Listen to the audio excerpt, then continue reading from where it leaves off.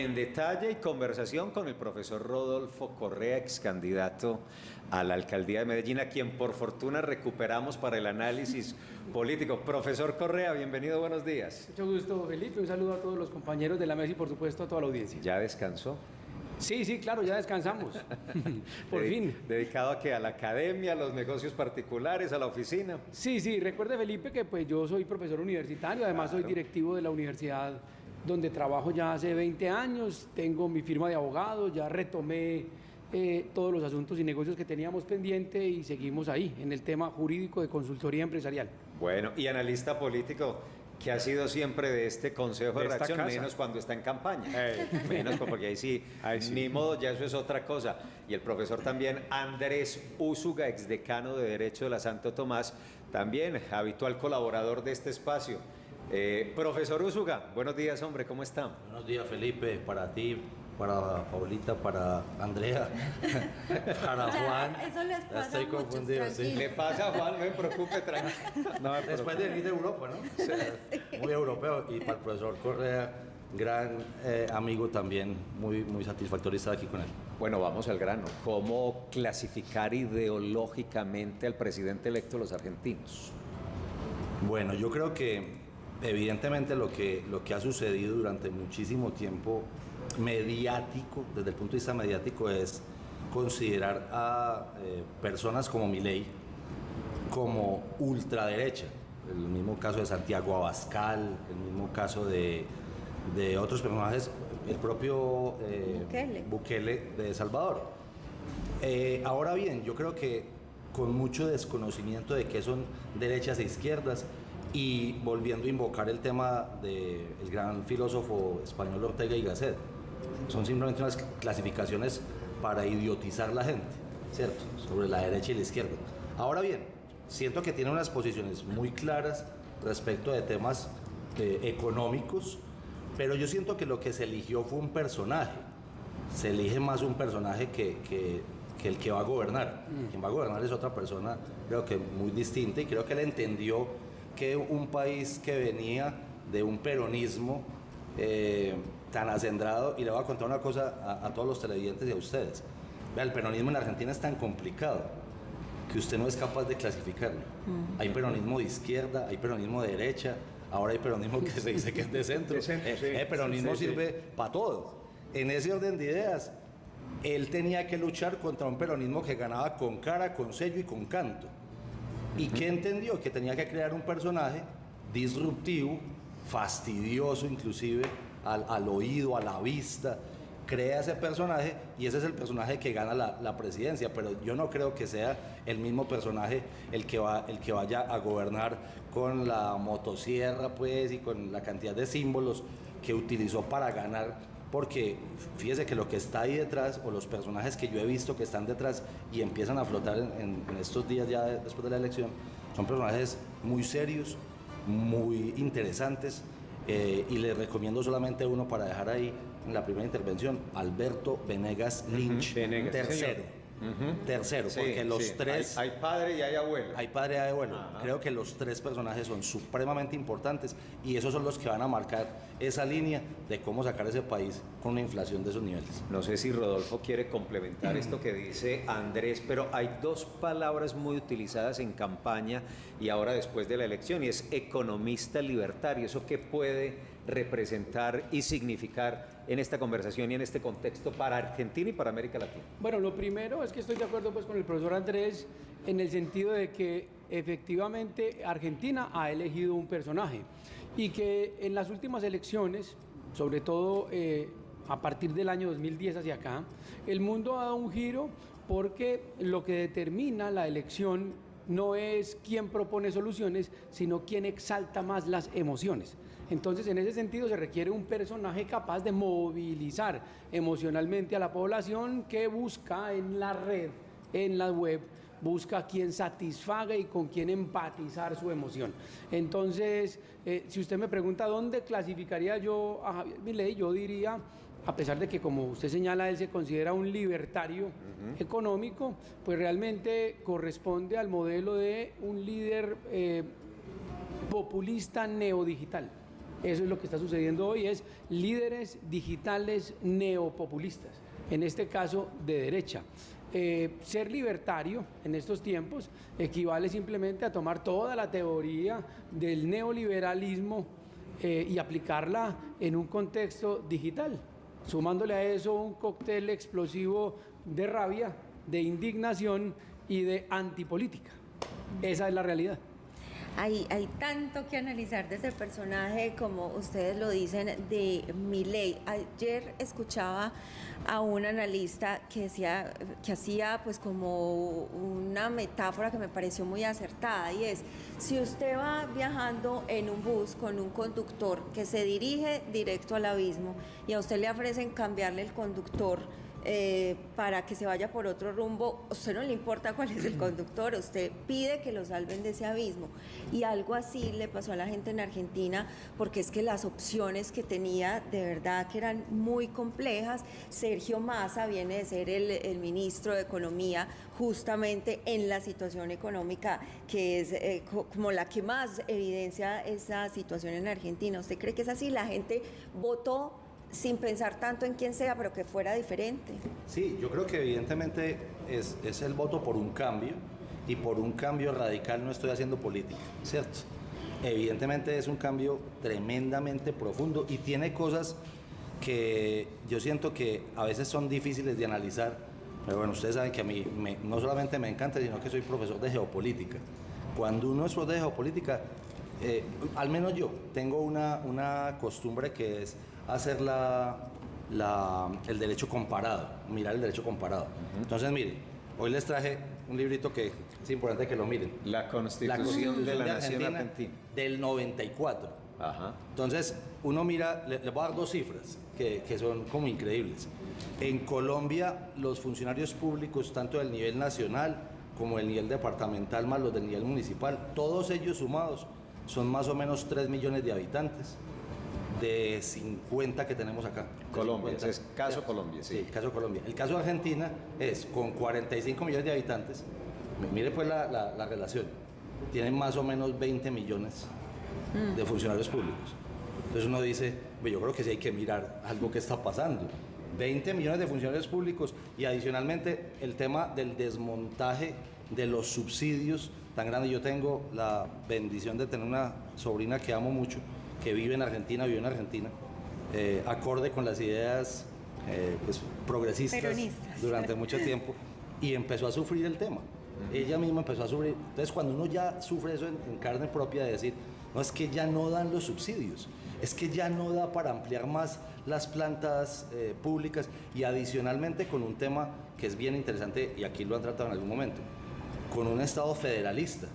Entonces uno dice, entonces cada estado tiene constitución propia, cada ciudad tiene un régimen propio, pero es que son demasiados habitantes. De acuerdo a todo eso, es que uno entiende 3 propuestas básicas, que creo yo que simplemente esas propuestas fueron las que hicieron reaccionar los mercados ayer. No sé si se dieron cuenta, vieron cómo reaccionó la bolsa argentina, y Wall Street también, con los mercados argentinos. Uno, la dolarización. Eso es un tema complicado, que no sé cómo lo va a aplicar. 2, la reducción de ministerios y de burocracia, que lo ha hecho muy gráficamente, inclusive. Dice que va 11 menos. 11 menos. Exacto. Y 3, que creo que es donde hay que poner el dedo en la llaga. Yo creo que se está leyendo mal. La supresión del Banco Central Federal. Sí. Entonces, ahí uno dice, un solo ejemplito para dejarlo ahí y para que hablemos con el doctor Correa. Si nosotros el 3 de julio del año 91, doctor Juan Carlos, que a usted también le ha tocado estudiar eso, teníamos un Banco de la República que dependía del Ministerio de Hacienda, ¿cierto? Y era un problema grandísimo. Ministerio de Hacienda, ojo. ¿Usted sabe de dónde depende el Banco Federal Argentino? Del Congreso de Argentina. Entonces, ahí empieza uno a entender las supuestas locuras de Milei, ¿cierto? Que uno dice, pero dígame, si aquí era un problema dependiendo del Ejecutivo, imagínese el Banco Federal de Argentina dependiendo del Legislativo. Ahí uno entiende, porque creo que no lo va a acabar. yo creería que lo va a reposicionar. Claro, Otra cosa es lo que él y lo pueda- tiene que volver autónomo, como evidentemente lo tenemos en Colombia, y que creo que ha sido uno de los frenos grandes y donde se le han parado la raya a los presidentes, inclusive a los más populares que se han tenido acá. El Banco de la República ha tenido una posición seria y responsable y creo que va a ser protagonista en lo que viene con la regla fiscal con este gobierno. Bueno, y ahí está, y también cómo están las fuerzas para que le aprueben el poder realizar todas ese tipo de modificaciones. Profesor Rodolfo, el tema de geopolítica, la configuración de América Latina tras el triunfo de Milei allí y cómo lo ve, pues teniendo también presente las reacciones de los diferentes presidentes de los países, incluido el de Colombia. Sí, yo creo que dejó mucho que desear la reacción del presidente Petro en el sentido de que fue una reacción más desde el activismo político que desde la jefatura de un Estado. Eso pues es indiscutible. Y ahí no tiene uno que ser ni de izquierda ni de derecha para decir que ahí la embarramos. Es decir, esa no es la forma de responder en el plano de las relaciones internacionales. Usted ve la reacción de Lula. Embarrando. Claro, usted ve la reacción de Lula y la reacción de Lula es, hombre, felicito a Argentina, vamos a trabajar juntos porque esa es la madurez que se necesita para llevar adelante las relaciones estatales e interestatales. Una pequeña precisión con respecto al dato que da el profesor Andrés. En Argentina no es que haya 22 millones de empleados públicos, hay 22 millones de personas que reciben subsidio del Estado, es decir, que dependen mes a mes del cheque del Estado. Hay 3.5 millones de empleados públicos, pero eso significa que un altísimo número de la población depende cada mes de un ingreso del Estado. Casi el 50% de la población argentina. Ahora, la pregunta es, ¿cómo va usted de golpe, siendo un presidente sensato, a cortar de raíz los 22 millones de subsidios? ¿Sabe qué pasa? Al otro día le están en la Casa Rosada derrocándolo, 22 millones de personas. Entonces, por eso es importante distinguir el personaje del gobernante. Y ahí es donde viene el problema puntual. Paula, Felipe, el problema puntual es que la gente vota por un individuo, pero gobierna otro individuo, y ahí vienen las profundas decepciones, porque en campaña a la gente le gusta que le digan mentiras, que le digan que sí a todo, que ataquen al otro, que le siembren odio, pero cuando el gobernante llega a la posición dice, hombre, definitivamente esto no se puede hacer como se decía en campaña, y ahí es donde vienen las profundas decepciones, tanto de la izquierda como de la derecha. Y mucho más sabiendo que el presidente Milei no había ocupado cargos públicos previamente, entonces no conocía cómo funcionaba el tema. Solo le doy un dato, Felipe. Mire, en febrero del año 2022, Duque tenía un 73% de desaprobación y solo el 20% de aprobación. Hoy Petro tiene 26 puntos de aprobación. A 15 meses. 66% de desaprobación. Es decir, igual, la decepción es igual tanto en la izquierda como en la derecha, porque esto no se puede ver solo desde una óptica.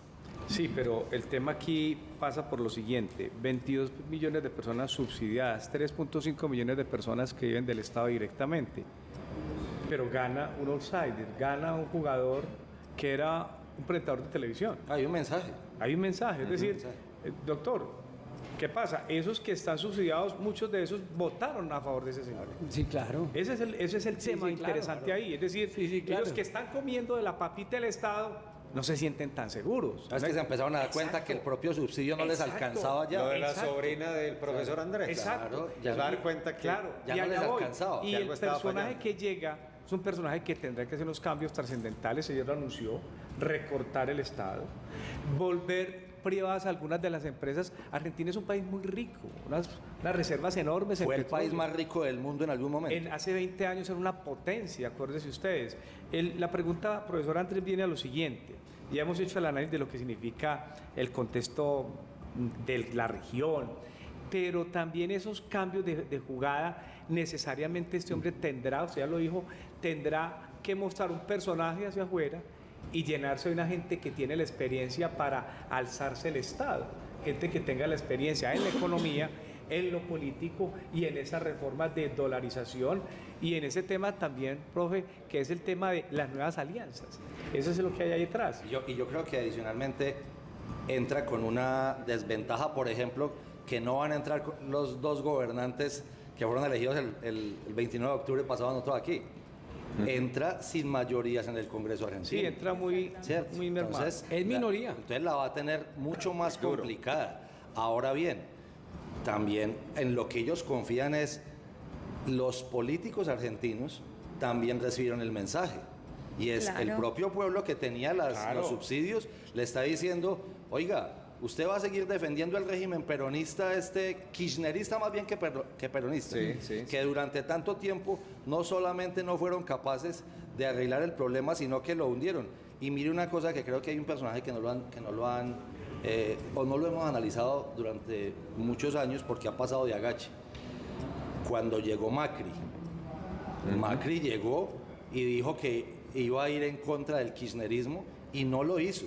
Y como fue tibio, fue el castigo y volvió Alberto Fernández después. Lógico. Otra vez con la vicepresidente, que inclusive aquí entre Alberto Fernández y la vicepresidenta no hay la mejor relación. Entonces, evidentemente es muy claro que no va a ser fácil hacer los cambios. Como el día, vea, se le va a poner un ejemplo bien teso. Imagínese el día que ganara la oposición en Venezuela. ¿Cuánto se demoran recuperando el tejido social y económico de ese país? Y empresarial, 20 años. Por lo menos. Para poder empezar. Pero ya Maduro dijo ayer, eso no va a pasar aquí en Venezuela. ¿Cómo le parece? Lo dijo ayer refiriéndose obviamente a Ana Corina. Y ¿sabe qué me da un poquito de tranquilidad? Que el aparato electoral de Argentina no solamente funcionó, sino que ha dado a 2-3 puntos de diferencia. Yo creo que otro gallo cantaría. 56-44. Bueno, aquí podríamos quedarnos conversando todo el resto de la mañana, pero hay que avanzar con otros asuntos. Ronda, profesor Correa, de conclusiones como en la perspectiva del juego y del ajedrez regional. Bueno, es claro que en este subcontinente, en América Latina, estamos cada 4 años jugando a lo que yo llamo el péndulo destructor del progreso. ¿Eso a qué se refiere? Mire, eso es como si tuviéramos un péndulo. Aquí voy a dirigirme a la cámara y vamos cada 4 años de izquierda a derecha, de izquierda a derecha, y cada gobierno va derrumbando lo que el otro hizo y estamos en el juego del hámster. ¿Cómo es el juego del hámster? Es en la rueda dele que dele, todos cada 4 años en el mismo proceso y siendo los ciudadanos marionetas o del odio, de la rabia o del miedo. Y eso es lo que impide es que el país progrese. Un solo comentario, Felipe, final. Y es que la crisis de Argentina no se debe al gobierno de hace 4 años, al gobierno actual. La crisis de Argentina profunda comienza en los años 90 con Carlos Menem, que implementa completamente el modelo neoliberal que hoy quiere desarrollar Milei y que quiebra completamente vendiendo las entidades públicas, las empresas públicas de Argentina, y Argentina se queda sin el motor generador de los programas sociales. Luego llega de la Rúa, el suegro de Shakira, y trata de corregir el desastre de Menem, derrocan al suegro de Shakira y luego vienen ahora sí los Kirchner a tratar de resolver el problema, pero mire, un problema que nace en los años 90 y que no ha habido quien tenga la capacidad, la sensatez y el conocimiento para resolver el problema económico de Argentina que hoy tiene tan grave. Entonces, no es que sea un asunto de 4 años, como dice Andrés, sino que esto toma 20 años el proceso. Así es. Profesor Rodolfo Correa, gracias por su análisis, sus comentarios y por donde empezamos en el saludo. Lástima que perdió la alcaldía, pero qué bueno que lo ganamos nuevamente como analista y profesor en Consejo de Redacción y en futuros escenarios. Muy amable. Muchas gracias, Felipe, y usted por la invitación. Profesor Andrés Úsuga, también por supuesto su momento para concluir. Yo creo que de todos modos hay algo que es interesante. Yo estoy de acuerdo con el tema de los péndulos, pero mira que hay países en los que el péndulo funcionaba como Chile, ¿cierto? Allá funcionaba el tema de Aylwin, el tema de Bachelet, pero rompe Boric, pero inclusive Chile, que es un país, siento yo, tan maduro políticamente, a pesar de, creo que el descache que tuvieron en los 2 últimos años, creo que hay una posición muy sensata del presidente Boric, que es un muchacho de 37, de 38 años, y creo que equilibra un poquitico la balanza respecto a lo que está pasando en Latinoamérica, por la fuerza con la que sigue el chavismo en Venezuela, porque llega Lula, que lo veo muy moderado, ¿cierto? Porque probablemente va a salir AMLO y va a llegar otra opción en México, Ecuador ya vimos qué pasó. Perú sigue ahí en la contienda. Entonces yo creería que es bueno para el equilibrio ideológico de la región, pero sí es muy importante que donde la embarre Milei, creo que esto va a seguir en un péndulo para los argentinos tristemente muy desafortunado. André, muchas gracias. A ustedes por Rodolfo y Andrés, gracias por compartir con nosotros el análisis.